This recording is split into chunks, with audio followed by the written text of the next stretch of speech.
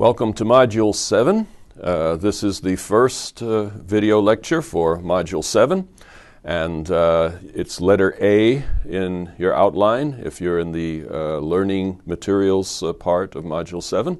If you go back to the first part there in Module 7, you'll see the introduction, which has a more detailed outline, and we will be following through that outline. On this video, we have all of letter A, including the 5 subcategories, creation and so forth, that you will see there. So that locates where we are. If you want to take a minute just to go look at the module again or print out the outline, feel free to do so. And you can stop this video anytime you want, and you can go back or look for other materials, which I'll occasionally direct you to.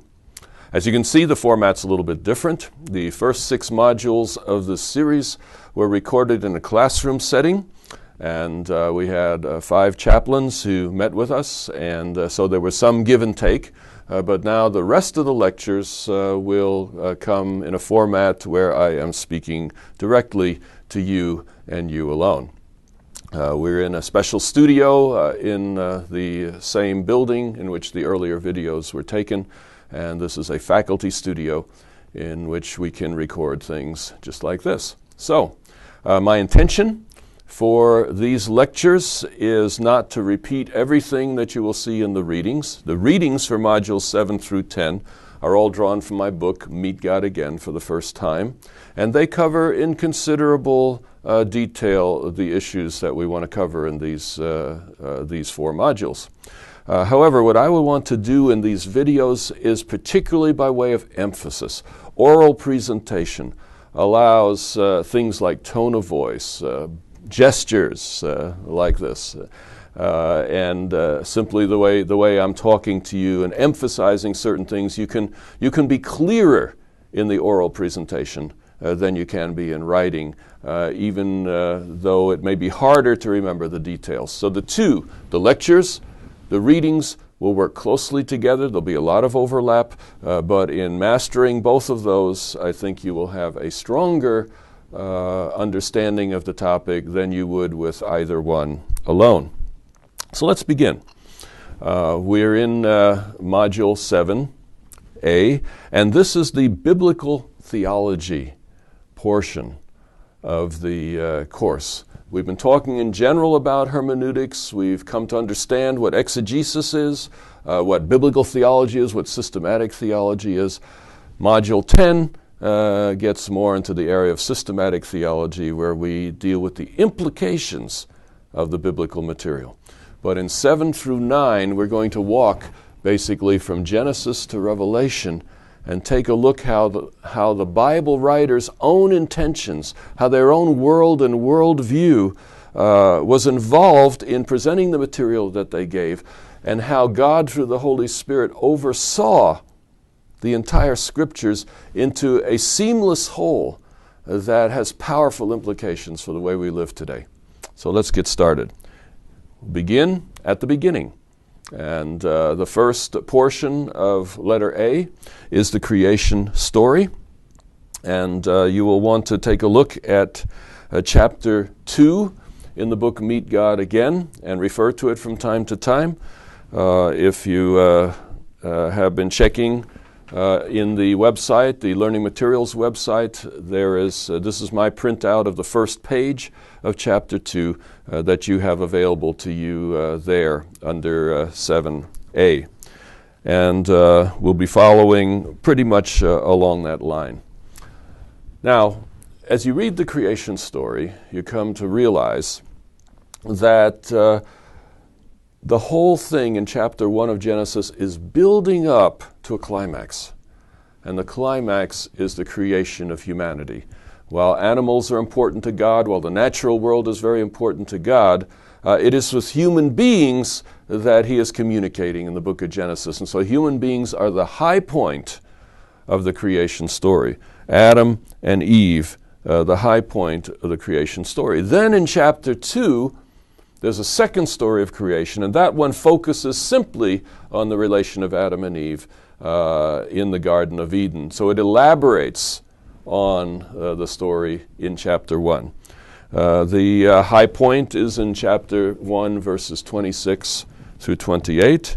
And I'd like to invite you to turn to a Bible, pause the video if you need to do that, and get a Bible and follow with me as best that you can. Verse 26. Then God said, "Let us make man in our image, in our likeness. Let them rule over the fish of the sea and the birds of the air, over the livestock and over all the earth." Now there's a couple of relationships here you want to notice. First of all, human beings are created in the image of God. Since they're created in the image of God, that means that they are intentionally related to God. God is like a mentor. Human beings are like disciples. And there is a natural relationship that was intended from the beginning.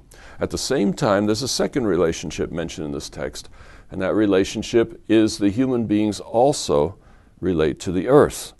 So they have dominion over the earth. They are to rule over the earth. And so human beings are also created with a natural relationship to the earth, to the environment. In this case, the roles are reversed. It is human beings who are in the mentor role, and it is the creation that is in the disciple role. So human beings are designed to relate to God in the same way that the environment relates to human beings. Human beings are to see God's mentoring of them as the model for their stewardship over the creation. So in this very first verse here, verse 26 of chapter 1, we see the establishment of relationships as very central to the creation account. Verse 27, "So God created man in his own image. In the image of God, he created him. Male and female, he created them." This verse repeats the concept that human beings are in the image of God, in God's likeness, that there's a natural relationship between human beings and God, but then it adds an additional dimension. Male and female, he created them. The image of God is not just male. The image of God is male and female. That it is in both, in relation to each other, that the fullness of the image of God is exhibited. So there's a natural relationship also between human beings and each other. Human beings alone are not complete. Human beings are complete only in community. That's a very important concept that we come to understand here as we look at Genesis 1, verses 26 and 27. Let's take a look at verse 28, just to complete the passage. "God blessed them, male and female, and said to them, 'Be fruitful and increase in number, fill the earth and subdue it, rule over the fish of the sea and the birds of the air and over every living creature that moves on the ground.'" So human beings were designed in this mentoring, ruling relationship over the creation. They were designed to work with the creation, to work with the birds of the air, the fish of the sea, the animals that move along the ground. The entire creation is subject to them. Now, if you go to your handout and you go to page 17, you will see an illustration there that may be helpful to you. And I'm holding up the page. I don't know how well you can see that, but that's what your page will look like, page 17. And you will notice that there's an illustration on the upper right-hand part. And it's an illustration with a number of arrows. So you have an upward arrow. The X in the middle would be Adam and Eve. You have an upward arrow pointing to God. That represents the relationship of subordination that human beings have to God. You have sideward arrows between the Adam and Eve and others, the way it's set up here. This is natural relationship, and it's a relationship of equality. And then you have the relationship downward to the earth. So you have all three of those relationships illustrated there. And take a look at that illustration, because I think it'll be helpful to you in grasping what Genesis 1:26 to 28 are all about. So how does this creation story function in the whole Pentateuch? The Pentateuch is the first 5 books of Moses: Genesis, Exodus, Leviticus, Numbers, Deuteronomy. Why is the creation story the starting point? Why is it there right at the beginning? 2 things. First of all, it indicates that all nations have the same God. You see, every other nation at this time had gods of its own. People didn't think in terms of a universal God back then, but rather you had the gods of Egypt, the gods of Babylon, the gods of the Hittites, etc., the gods of the Canaanites. But Israel's story is different. The Creator in Israel's context is Israel's God. And all nations are subject to that same God. All nations come from Adam and Eve. So this story doesn't favor one nation over another. Israel is not to be seen as uniquely human in some way, but rather God is the God of all nations, of all peoples, and all ethnic groups are related to one another. So there's a powerful lesson there about equality, equality of all different ethnic groups, all different races, equality of opportunity in God's intention. Israel then would have to be understood in the Bible as a missionary nation right from the start. Their role and their mission is to speak for God to the other nations that may seem to be a bit more distant from Him in the context we're talking about. A second point is that the creation story is the starting point of the covenant. That throughout the Bible, and we will go into this in much more detail, but throughout the Bible there's a strong sense that God is a God of covenant. He's a God that has rules and regulations. There are ways to behave in relation to God, and we will talk a lot more about that, particularly in module number 9. However, the main point of all this is, why are there rules and regulations? Why are there laws? And the underlying principle is that laws are grounded in relationship. Whenever people are in relationship to each other, particularly in a sinful world, there needs to be rules so that people know how to relate to each other. There's rules also for how people are to relate to God.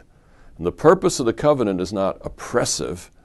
The purpose of the covenant is to clarify the boundaries, to provide security. Here's how people are going to behave. Here's how God is going to behave. Here's how He expects us to behave in relation to Him. When we do, things go well. When we don't, things don't go so well. So the purpose of law is not to be oppressive, but is to regulate relationships so that people can be secure in those relationships. Obviously, a couple that's gone to all the trouble of getting married is probably less likely to just walk away the next day than a couple that's simply living together. There's a covenant, there's a commitment to stay together through difficult times. That provides security in a relationship, and that ultimately is the purpose of law. So, you have in this story the fact that God has created the human race. They are the founders of all the nations.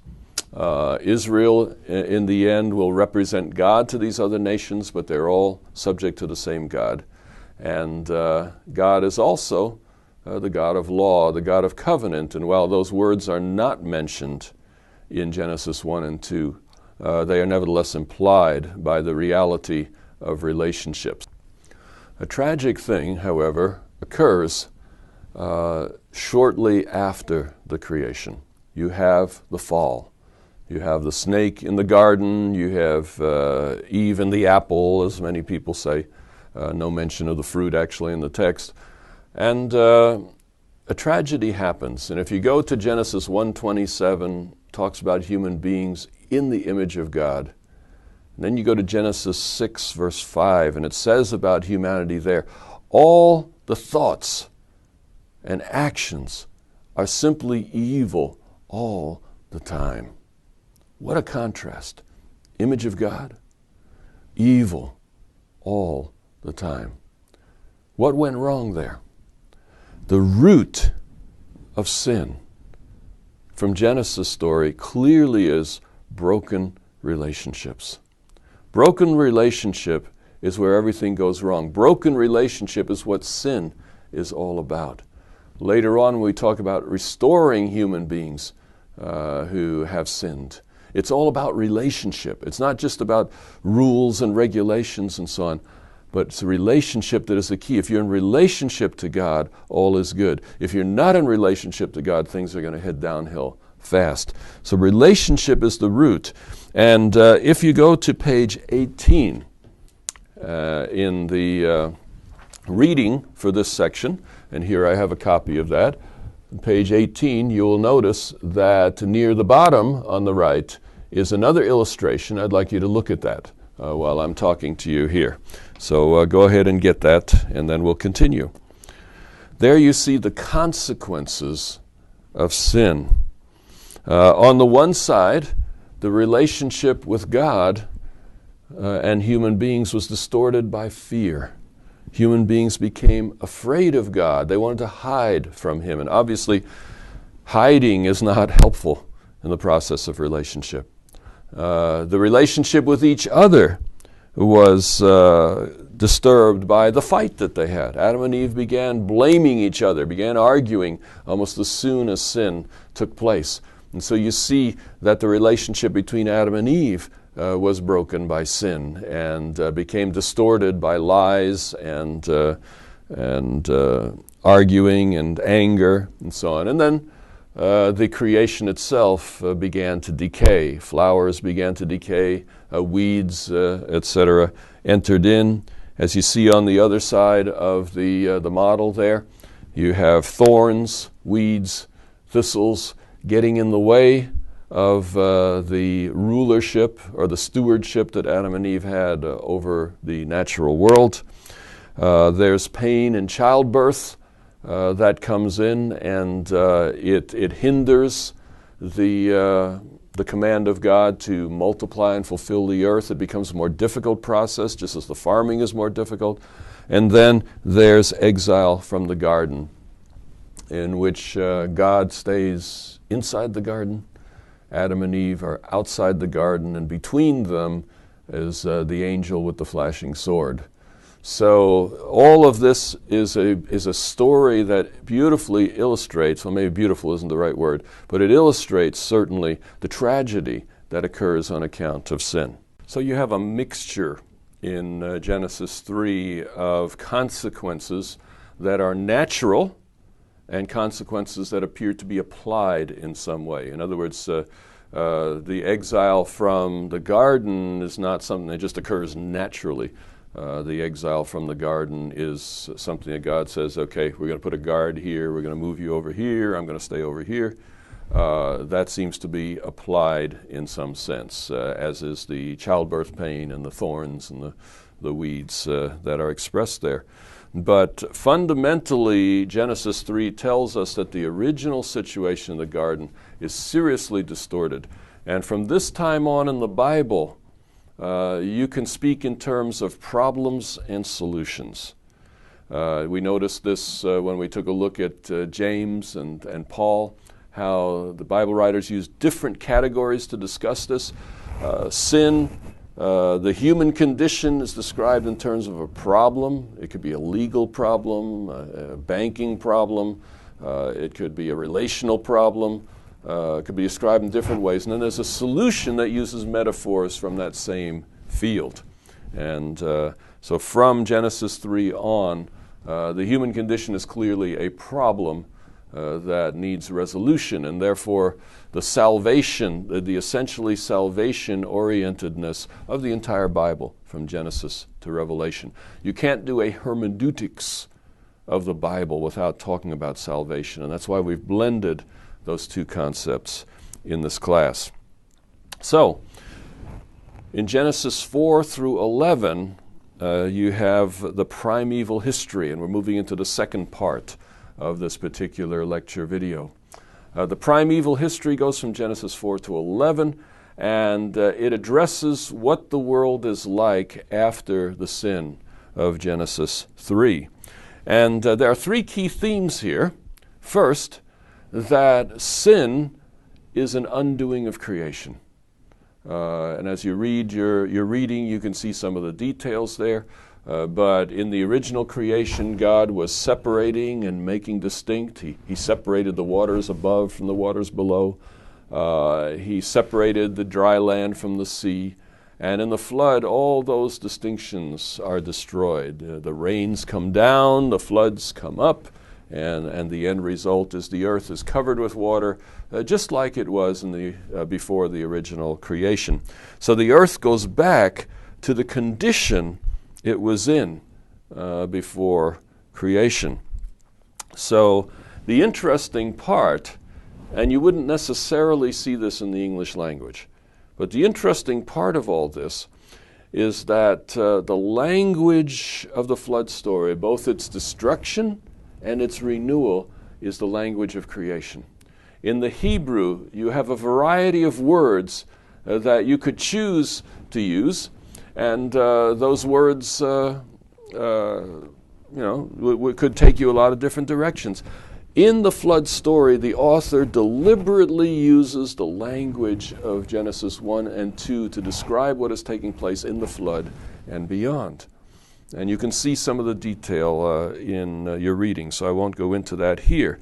But on page 21, let me just point that to you just for a moment. You see the greenish box toward the bottom. If you have page 21 of your reading, go get that now. And you can take a look at that chart, and you see on the chart parallels between the creation and the flood stories. And you'll notice that the language is quite similar. Waters covering the earth, a wind or spirit blowing over the waters. In the original, it's the same language, the same word in the Hebrew for spirit and for wind. So a wind hovering over the waters, a spirit blowing over the waters, really the same thing in the original. So you see the winds of the flood are parallels to the spirit of chapter 1. There's no distinction made in the Hebrew. Dry land appears, dominion, a renewal of creation, a renewal of the covenant. You see a lot of parallels, but you'll notice while there are parallels, not every detail is repeated. You see, God is consistent. And when God acts, there are certain patterns in his action because of that consistency. But God is not only consistent, he's unpredictable. And that means you cannot simply predict what he will do in the future based on what he did in the past. There'll be a pattern there, but exactly how that pattern works out will not be obvious until the situation actually occurs. So we should not become prophets, if you will, and say, well, God has always acted this way, so now he's going to act the same way in the future. God always rescued his people in the past, so he's going to rescue us now. Well, that didn't always work out when people reasoned that way in biblical times. So God is consistent, he's unpredictable, he doesn't have to carry out every detail of the pattern, and God is also creative in the sense that he can do things that weren't in the pattern. He can do new things. So there's a tension as we see the great actions of God through the Bible, and we'll see more of this, that you'll see a consistency of action, a pattern. You will see times when God doesn't carry out every detail of the pattern, and you'll see times when he does new things that can become part of the pattern for the future. All three of these take place. So,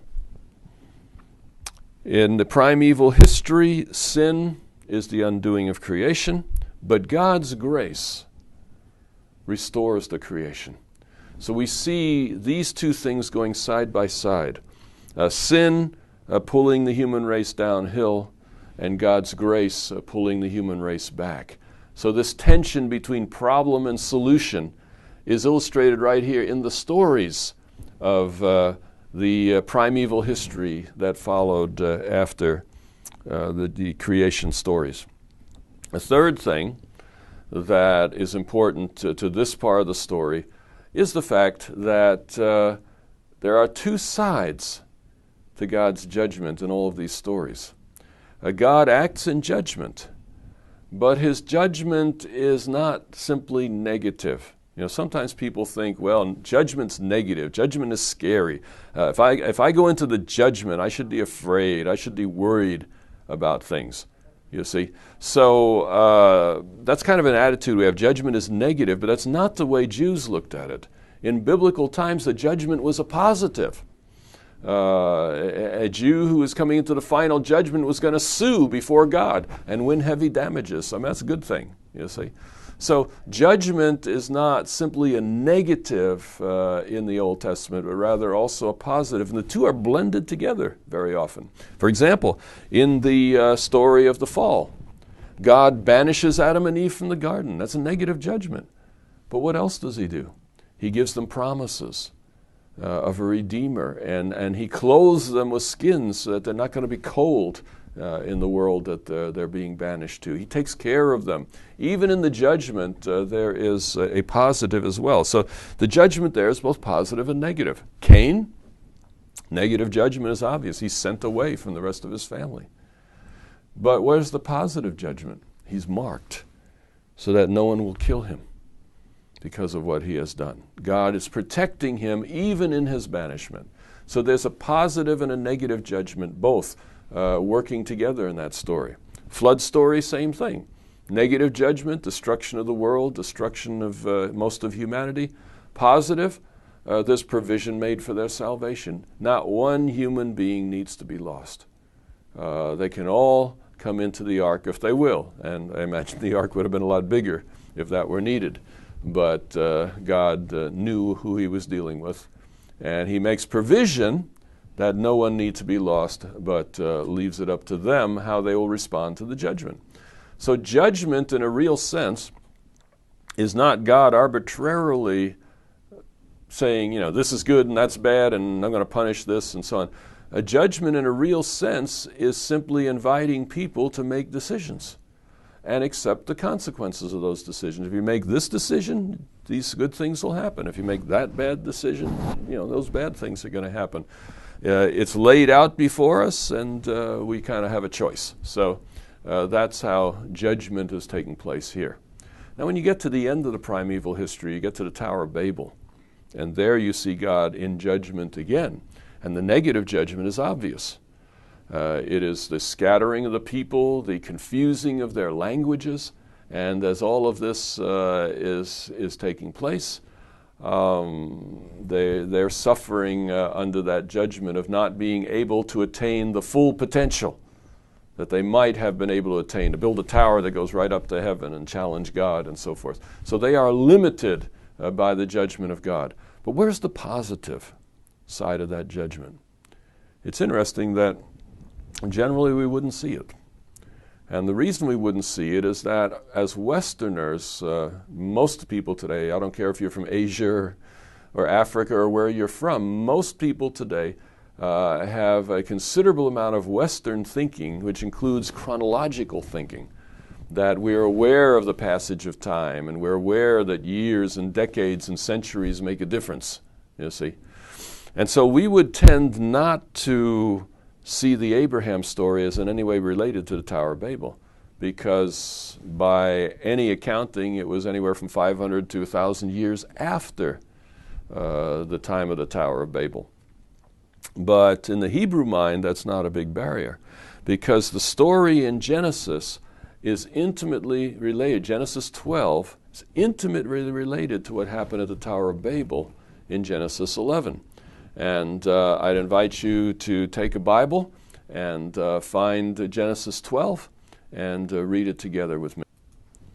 In Genesis 11, you had a world that is in need of a blessing. It's a world under judgment. It's a world that's been scattered and so forth. And it needs some special blessing from God, and that's exactly what happens in chapter 12 and verses 1 to 3. And I'd like to read that with you together. Genesis 12 and verses 1 to 3. The Lord had said to Abram, "Leave your country, your people, and your father's household, and go to the land I will show you. I will make you a great nation, and I will bless you. I will make your name great, and you will be a blessing. I will bless those who bless you, and whoever curses you I will curse, and all peoples on earth will be blessed through you." Now, if you will go to your reading once again, I want to show you on page 24, you will have some of this material, and there's an illustration at the bottom of page 24. You see the green box once again. So I'd like to have that in front of you at this point, because God offers a positive judgment through Abraham on all the nations of the world. Do you see that connection? All the nations of the world were in chapter 11. They were under the curse, under judgment. But now in chapter 12, God acts in behalf of the nations through the call of Abraham. Through Abraham, all of these nations would be blessed. So that is a very powerful aspect here. And you will notice there is a blessing. There is the concept of a nation, and there's a concept of the land. I want you to remember the three basic relationships in the Garden of Eden: a relationship to God, a relationship to the environment, and a relationship to each other. And we see those three relationships here again. God promises blessing, which will restore the relationship between God and the creation. God promises a land, which reminds us of the earth that is given to human beings to shepherd, to steward, if you will. And he also speaks of the nation, which implies a community, human beings in relationship to each other. So the three basic relationships of creation are at the core of this whole thing. And remember, the curse is simply the breaking of those three relationships. We saw how the relationship with God was broken, relationship between human beings and the earth was broken, relationship with each other was broken. So the original creation, three relationships, sin, damaging, breaking those relationships. And now we see in Abraham, God is addressing those same three issues there. Turn to Genesis 17. Genesis 17 and verses 1 and 8, or 1 through 8, because that essentially repeats the threefold promise. And it's important that we read both of these texts so that we see the full picture coming together. Genesis 17, verses 1 to 8. When Abram was 99 years old, the Lord appeared to him and said, "I am God Almighty. Walk before me and be blameless. I will confirm my covenant between me and you and will greatly increase your numbers." What does that remind you of? Greatly increase your numbers. It's a reference back to the promise in chapter 1, a promise that was repeated in chapter 9, that human beings were to multiply and fill the earth. God says to Abraham, "I will multiply you. I will make you have many descendants." So here we see a reference back to the relationship. It is through sexuality, through human relationship between male and female, that this multitude of descendants, increasing the numbers, will occur. Verse 3, Abram fell face down, and God said to him, "As for me, this is my covenant with you. You will be the father of many nations." Well, now it's not just many descendants, but many nations will come from Abram. "No longer will you be called Abram, your name will be called Abraham, for I have made you a father of many nations." Hebrew language loves puns, by the way. And the at the end of Abraham means nation, and Av means father. So he's the father of many nations, Avraham. So your name will be Abraham, for I have made you a father of many nations. I'll make you very fruitful. I will make nations of you, and kings will come from you. I'll establish my covenant as an everlasting covenant between me and you. You see what's happening here? God is restoring the relationship between himself and the human race through Abraham. Abraham will be the means of restoring what was lost in the Garden of Eden. So I will establish my covenant, etc. with you. Verse 8, the whole land of Canaan, where you are now an alien, I will give you as an everlasting possession to you and your descendants after you, and I will be your God. So going back to page 24 of your reading, you will see in this box, it compares Genesis 12 and Genesis 17. You have the three relationships there, but they're described in terms of blessing nation and land in Genesis 12, but they're described in terms of a covenant relationship of many descendants and of Canaan, getting specific about that land. A particular portion of the earth would be the place from which Abraham's descendants would operate. So you have here that Genesis 12 and Genesis 17 are the same threefold promise repeated in different words. Now, if you will move ahead to page 25, I want you to notice the parallel between these three promises and also the three relationships back in creation. You have on page 25, you have the three relationships with God, with others, the earth, and you have the curse of Genesis 3. There's exile, which separates God from human beings. There is the childbirth pain, which challenges the relationship between Adam and Eve and their descendants. And then you have the thorns and the weeds and so forth, which reflect the breaking of the relationship between human beings and the earth. So we put this all together on page 26. If you go to page 26, near the top, you will see again a green box. And there it puts all of these together. The three relationships of creation are followed by the three breakings of relationship under the curse, Genesis 3. And Genesis 12 and 17 pick up on the same. In other words, the problem of sin is the breaking of relationship between human beings and God.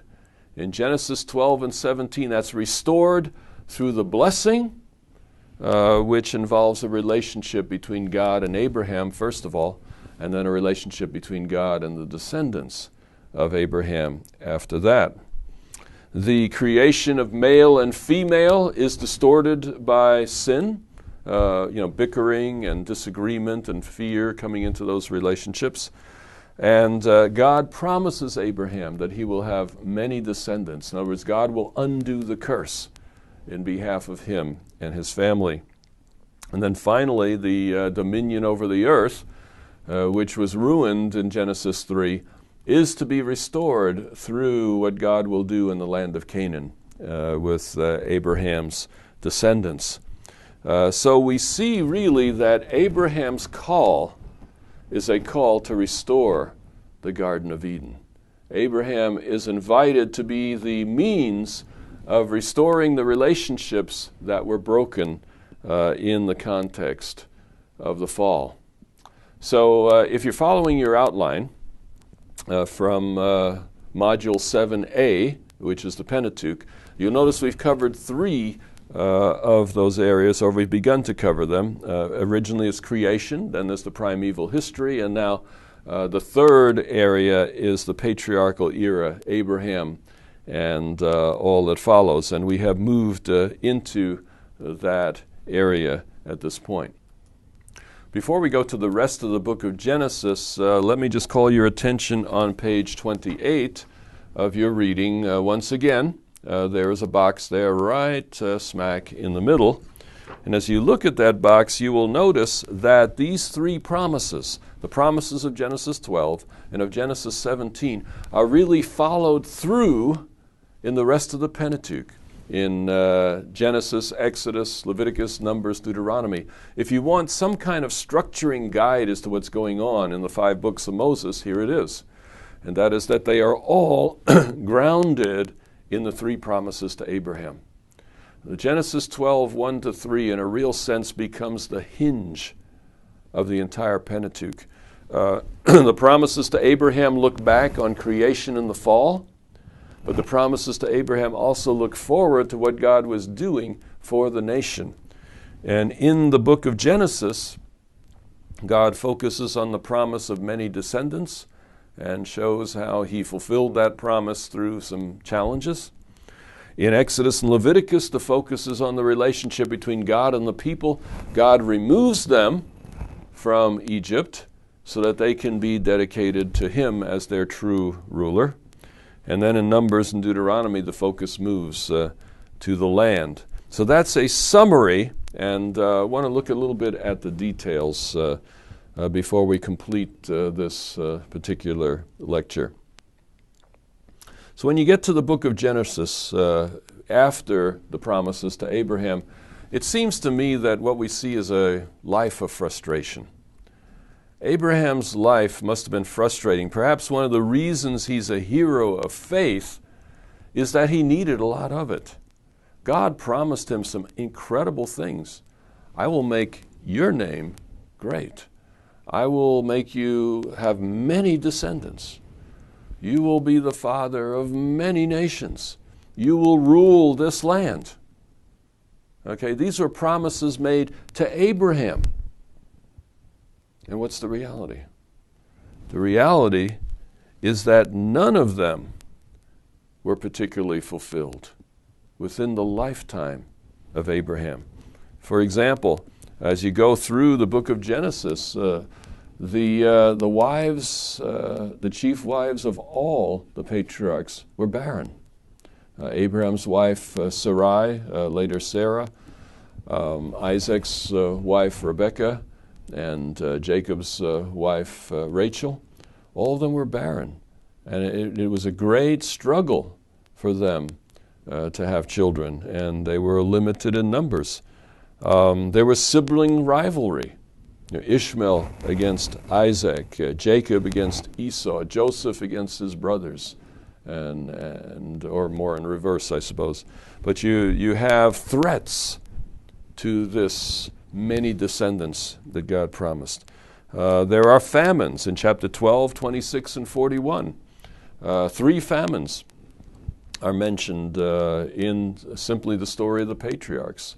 So on all 3 of those occasions, they had to leave the land for a while. The famine was severe enough. So instead of abundance coming out of these 3 promises to Abraham, in Abraham's experience, and even in his son and grandson's experience, a lot of this is never quite fulfilled. As a result, we see the patriarchs doing expedients, like maybe Lot can be my son. Maybe Eliezer, my servant, can be my son. Maybe Hagar can have a son for Sarah. Lord, why don't you accept Esau? There's a number of ways in which you're recognizing that the patriarchs are pretty frustrated, and they're struggling to understand how these promises God made were going to be worked out. In fact, when Abraham dies, he basically has Isaac and Ishmael as sons that to some degree can fulfill the promise. He basically owns none of the land except a grave for himself and his wife. So his domination of the land never quite happens. And some of the blessings in his relationship with God certainly didn't seem all that clear. Was he a blessing to the nations?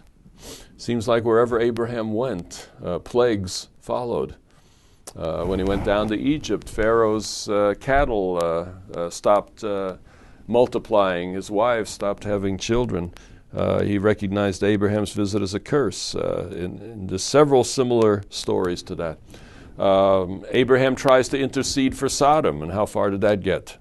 Sodom is destroyed. So the idea of being a blessing to the nations, the idea of dominating the land, the idea of having many descendants, none of that was fulfilled in Abraham's life.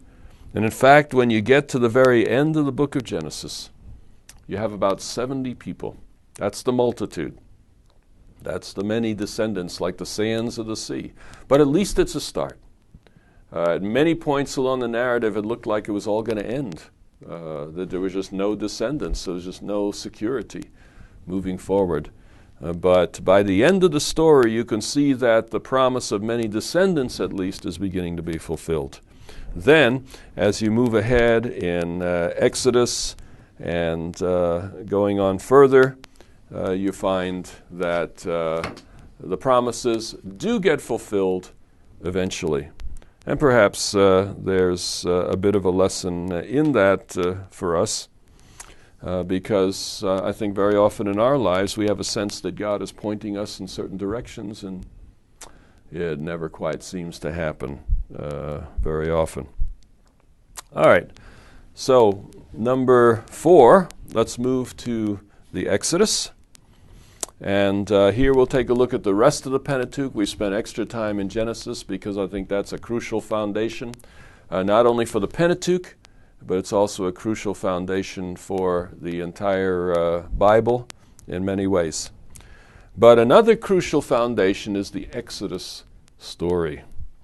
The Exodus event, in a real sense, is a focal point of the entire Old Testament. Once the Exodus has occurred, it's referred to over and over and over again, and we'll see examples of that.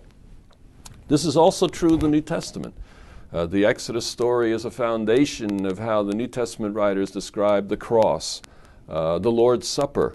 It is a Passover feast. The baptism is related to the Exodus, and so on. So you have much of the vocabulary of salvation in the New Testament is drawn from the Exodus story. So words like redeem, deliver, ransom, purchase, slavery, freedom, etc. In the Exodus event, God is fulfilling the promises to Abraham. The people move from a family to a nation. By the end of the Pentateuch, they are truly a nation in and of itself. The relationship with God is established as God removes the Pharaoh from the scene and brings them to himself. That relationship's established. And then, of course, the goal of the Exodus is the land of Canaan that God promised. 400 years after the promise to Abraham, finally, the people of God actually enter the land and have some reasonable expectation of thinking that the land belongs, in some sense, to them. So in the book of Exodus, the primary focus is the relationship promise. God promised to restore the relationship between the people and God that was lost in the fall. The first 18 chapters of Exodus describe how God removes Israel from its king, Pharaoh. God separates them from Pharaoh so he can bring him to his mountain, Mount Sinai, and there enter into a unique relationship to them. God is replacing Pharaoh as the king of Israel. In Exodus 19 through 24, then, the code there is ratified. God makes a covenant with the people. He grounds the relationship with them. And there they, in a sense, become married to him. It's a metaphor that's used later on quite frequently. Then comes the sanctuary in Exodus 25 through 40. And what's the purpose of the sanctuary? It's recognizing that while God has established his relationship with Israel in Exodus 19 to 24, that Israel, like most human beings, will tend to fall away, will tend to lose focus on that. And what do you do when the covenant is broken? What do you do when God has entered into relationship with a whole nation, that nation turns away from him? What can God do? And the solution is the sanctuary. And in the sanctuary, God offers provisions to maintain the covenant. When the covenant is broken, what do? Well, you bring these lambs, you go through these ceremonies, you take up these attitudes and so forth. In the sanctuary, the covenant can be re-established and put together in the way that it's supposed to be. So the book of Exodus describes the physical exodus of God's people, describes their entering relationship with God, and then receives the sanctuary as the way in which they can maintain that relationship with God. And of course, the book of Leviticus naturally follows the book of Exodus because it also focuses on those sacrifices. So the book of Leviticus continues to spell out how the relationship between God and his people could be maintained in spite of the fall, in spite of human sin. The sanctuary is a remedy for sin. What's the problem of the sanctuary? People are dirty. They need to be cleansed. People are guilty. They need acquittal. People owe God a debt. They need to bring a lamb, and then they can be forgiven. So you have the sanctuary as being like a giant metaphor of how to deal with the problem of human sin. So in the book of Leviticus, the relationship between God and the people is maintained through the sacrificial system. And one of the great themes of Leviticus is worship. And since we have mentioned worship in the previous module and how worship is associated with rehearsing the mighty acts of God, there are 4 ways that worship occurs in the book of Leviticus. One of these is through sacrifice. Another is through the feast days. Another is through the praise of God, singing psalms. And another is prayer. But the particular focus in the book of Leviticus is the sacrifices, and the feast days are the means by which God has chosen to maintain his relationship with the people. Book of Numbers continues the story of Leviticus. It continues describing sacrifices and so forth, at least through chapter 10. And then it returns to the narrative of how Israel was about to go into the promised land, how doubts come in, how they begin to question whether God has led them correctly. And you have then the tragic sentence that they're to spend a whole generation, 40 years, wandering in the wilderness. But toward the end of the book of Numbers, Israel comes to the end of the 40 years and begins invading on the east side of the Jordan, the Transjordan area, and that's where the story takes us. And Moses comes to the place where he's going to die, and so the book of Deuteronomy then is sort of like Moses' last will and testament. It's his final sermon before Israel goes into Israel proper, to the promised land.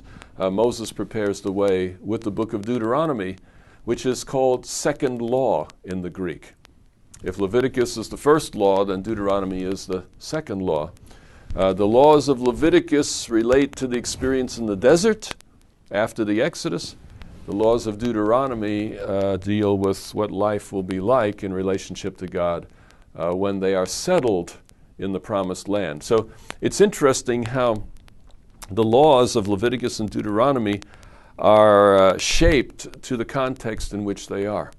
It's a very different thing to be living in a tent, to be moving around all the time, to have a Bedouin existence. That requires one type of laws. On the other hand, Deuteronomy is about a settled condition, and the laws there are a little bit different as a result. To give you one example, in Leviticus, when they want to make a sacrifice, they simply bring it to Jerusalem, and bring it to the sanctuary, which is right in the middle of the camp. It's a matter of a few steps. And there, the requirement is that the priests and the Levites must sacrifice the animals. You see, and that's true even for food. If they are slaughtering animals for the sake of food, they are to bring it to the sanctuary. Let the priests do it. Let it be done properly by the experts who know how to do it. Well, when they get to the promised land, that's no longer realistic. I mean, if every time you wanted to have some meat, you got to take the animal 100 miles and have the priest do it and then bring it back, it would probably be green by the time you returned and not very palatable. So the rule there says go ahead and do your meat preparation where you live, but make sure you follow these rules. You see, so. Deuteronomy and Leviticus are laws that are designed for two different contexts, and that explains some of the interesting differences between them. In the book of Numbers, you start with the sanctuary, but then the story moves to the land. The focus increasingly becomes the land, and in the book of Deuteronomy, it's all about the land. So the land side of the promise to Abraham is the focus of the latter part of Numbers and also of the book of Deuteronomy. So Deuteronomy is like a constitution of a new kingdom. It's how they are to respond to God's acts for them as a nation. It's a renewal of the Sinai covenant in light of a new situation. In the Deuteronomy, you have a lot of blessings and curses. You have God saying, if you do this, you'll be blessed. If you do that, you'll be under the curse. You'll have negative consequences. But Deuteronomy is focused on the nation as a whole. If the nation obeys God, it will prosper. If the nation disobeys God, it will suffer consequences. As we mentioned in Module 6, when you get to Psalms and Proverbs, you often have an individualizing of those promises. If an individual obeys, they will prosper. If they disobey, they will not. And as you know, in most circumstances of life, it isn't necessarily so. In other words, circumstances alter cases. Things are not always equal. But to the degree that things are equal, the principle of obedience does prosper one. But in Deuteronomy itself, the focus is definitely on the nation rather than on the individual. Now we come to the fifth and the last part of this particular lecture. It is module number 7. It is letter A still. The very last part is entitled The Pattern of God's Saving Action. We've walked very briefly through the Pentateuch from Genesis through Deuteronomy, spent most of our time in Genesis, setting the foundation, and then showed how in the rest of the Pentateuch you see the fulfillment of the 3 promises to Abraham. God promises him a relationship. This is established at Mount Sinai and in the sanctuary services. God promised Abraham to have many descendants, and certainly by the time of Exodus story, Israel is a quite numerous nation. Then you also have the promise of the land, and by Numbers and Deuteronomy, that promise is in the prospect of being fulfilled. So you see then that through the Pentateuch as a whole, the promises are fulfilled. Let me emphasize once more, though, the key concept. The text above all texts in the book of Genesis is chapter 12, verses 1 to 3. That original promise to Abraham looks back. It's a hinge text. It looks back to, first of all, the creation, the 3 relationships of creation, and it looks back to the fall, the breaking of those three relationships. These three promises to Abraham, though, also look forward in the Pentateuch. They look forward to the fulfillment of the many descendants that begins toward the end of the book of Genesis, where you have as many as 70 who can call themselves relatives of Abraham. Then in Exodus and Leviticus, you see God establishing the relationship between himself and Israel. He's fulfilling that promise of blessing and relationship to Abraham. And then finally in Numbers and Deuteronomy, you see the fulfillment of the promise that he would be settled in a land that God would show him. So Abraham, in a real sense, is called to restore the entire human race, to restore the Garden of Eden, that in establishing the blessing to Abraham, God will ultimately bless all nations and all peoples, as we see clearly stated in Genesis 12, 1-3. Now, there's a very interesting text that is sort of a philosophical basis, perhaps, for what we're about to do. And that's in Ecclesiastes, chapter 3, and begin with verse 11 and much of what follows up to verse 15. And chapter 3, verse 11, it says, "He has made everything beautiful in its time. He has also set eternity in the hearts of men, yet they cannot fathom what God has done from beginning to end." And verse 14, "I know that everything God does will endure forever. Nothing can be added to it and nothing taken from it. God does it so that men will revere him. Whatever is has already been, and whatever will be has been before, and God will call the past to an account." Here the focus is definitely on the actions of God, and it indicates that there will be a pattern in God's actions. As you observe the past, the present, and the future, you will see a pattern developing in terms of the actions of God. What has been will happen again. What is now has already been before. What will be is grounded in what has currently taken place. So this statement suggests that we should be seeing patterns in God's saving activity as we work our way through the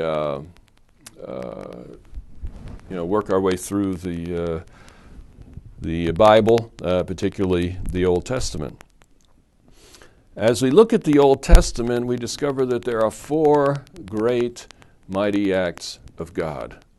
There's the creation, there's the flood, there's the Exodus, and then there's the exile to Babylon and the return.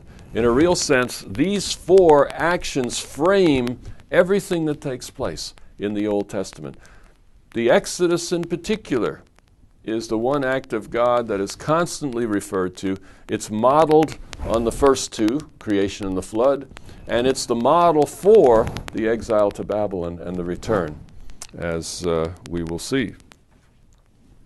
So what we want to do right now is compare the first three of those mighty acts, and then the rest of the Old Testament will be the focus of upcoming lecture video. So here we see the pattern of God's saving action in creation, the flood, and also in the creation, the flood, and in the Exodus story. What I want you to do at this point is go back to your reading, and if you have a printout or if you have it electronically in front of you, you'll notice page 29. And if you look on page 29, there's a green box again, a little bit below the midway point on the page, and it's entitled "The Pattern of God's Saving Actions." And I want you to notice that you have creation, the flood, and the Exodus. They are put side by side here in this particular box. And you can see how the different words used for these are paralleled to each other. There's no question that the Exodus is modeled on the creation and the flood, and that there are patterns there. If you will go to that with me, take a look at your in your reading. You'll see the three side by side in that green box. And you'll notice right at the beginning that creation and flood both begin with chaos. In both instances, the waters completely cover the earth. The entire earth is underwater. That was the condition before creation. It's the condition in the middle of the flood story as well. But you will notice that under Exodus, it talks about spiritual chaos. In the one hand, the Red Sea is the chaos, but it's a much more limited. It's similar in experience to the flood story and the creation, but it's on a much smaller scale. In a real sense, the chaos of this story is slavery. It's the people of God being under the subjection of someone other than God. Someone else has dominion over his people when God should have been the one. So there is, you could say, a spiritualizing of the type. In the Exodus story and in the stories that follow, the pattern of creation is still followed. But often it is on a more spiritual level. In other words, rather than some literal thing, water is actually covering the earth, dry land appearing. The language is still there, but the spiritual reference becomes stronger. In the Exodus story, there's waters covering the ground. There's a dividing of the waters. There's dry land appearing. There's a passing through the waters as Israel walks through, etc. So there are patterns in the language that is used there. But now the purpose of the story is not just a physical rescue, but also a spiritual rescue. God is rescuing the people from Egypt to bring them to himself. God is removing them from their king, the Pharaoh, and he is bringing them to himself as their new king, as the head of a theocracy, if you want to call it that. So we see in this pattern that the Exodus clearly builds on creation and the flood. It doesn't pick up on every detail, but it definitely is using the earlier language for a purpose. And as we studied exegesis, I think you'll remember that exegesis focuses on the language of the biblical writer. What was the writer trying to say? And that language out of necessity is the language of the past. And because it's the language of the past, it is necessary that human beings understand that past in order to understand what God is saying here. In the Pentateuch, of course, the language is all part of the same narrative, and you can see how the language is related between those three. What do we learn from this recurring pattern? There are a number of things that are there to learn, and I want to show you an illustration that may. If you will go back to your learning materials section in the 7th module, you will see a link that's entitled Lessons from the Pattern. And if you'll click on that link right now, Lessons from the Pattern, you will see a PDF document that will look just like this. Simply one page, but it's an outline of what I'm going to share with you now, and I think it'll be helpful for you to follow that outline. There's lessons we can learn from the patterning between Genesis, the creation story, the flood story, the Exodus story. We've already noticed that God is consistent. His actions are consistent. You could say he's faithful to his promises. So the past actions set a pattern. Creation sets a pattern for the flood. Creation, the flood set a pattern for the Exodus. There's going to be a pattern there because God is consistent. But second, God carries out much, but not all, of the pattern. To put it in another way, God is unpredictable. God is not bound to carry out every detail of the pattern. Third, God is not limited to previous patterns. He can do new things at times that become patterns for later actions. This dynamic of three that we mentioned earlier is also critical when it comes to Bible prophecy. Because in Bible prophecy, we sometimes expect that God must fulfill every single detail of the prophecy, or it's not a fulfillment. And that is not what you see in fulfilled prophecy in the Bible. That God seems to leave things open. The language used can allow God to go in a number of different directions depending on how circumstances play out and depending on how human beings respond. A fourth thing that we learn from the patterns of creation, flood, and Exodus is that God sometimes spiritualizes the type. In other words, He can take a literal event like the waters covering the earth, and that can become a metaphor for God's people being burdened under sin, or the Israelites being burdened under slavery. So God can take a literal historical event, and that can become a type of a spiritual condition or a spiritual action that God will do at a later time. So we see in this pattern the spiritualization of the type. And this becomes very important when we get to the New Testament, because some people will accuse the New Testament of distorting the Old, of going in some new direction, completely ripping up the old faith. That's not the attitude of the New Testament. The New Testament rewriters believed they were giving the real meaning of the Old Testament. And they could say that because they were reading the Old Testament typologically. In other words, seeing the literal actions of Israel and of God as setting models for spiritual realities that were being experienced in New Testament times and beyond. This is a very important principle.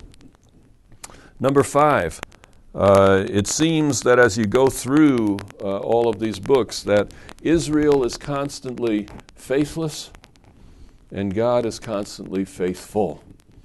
And that's probably the story of the whole Old Testament. God is faithful, but Israel often is not. In fact, rarely is Israel faithful. So you have a dynamic of a God in relationship with a people that isn't listening most of the time, isn't performing most of the time. And perhaps you and I should feel very related to that. And then number 6, the present in each of these cases was described in the language of the past. God describes the Exodus through the pen of Moses in language reminiscent of creation and the flood. God uses the language of the past to describe what He is doing in the present. And we see that particularly strongly in the Exodus story. As the writers of the Bible describe God's activity in their experience, they do so by means of language associated with God's activity in the past. So here we see in 7a a foundation for Scripture, a foundation for salvation. Salvation is rooted in the human condition. It is because of the human condition that salvation is needed. You can describe that condition in a variety of ways. All of them have value. And then salvation is describing how God deals with the human situation and brings about a positive outcome. So as we move forward in our study, we're setting the foundation for a biblical theology of salvation. And the outcome, I suspect, will be in many ways a surprise to most of you. So thank you for paying attention to this particular lecture video. This is the conclusion of Module 7, letter A, in which we have been looking at the Pentateuch as a whole, setting a foundation for the rest of Scripture.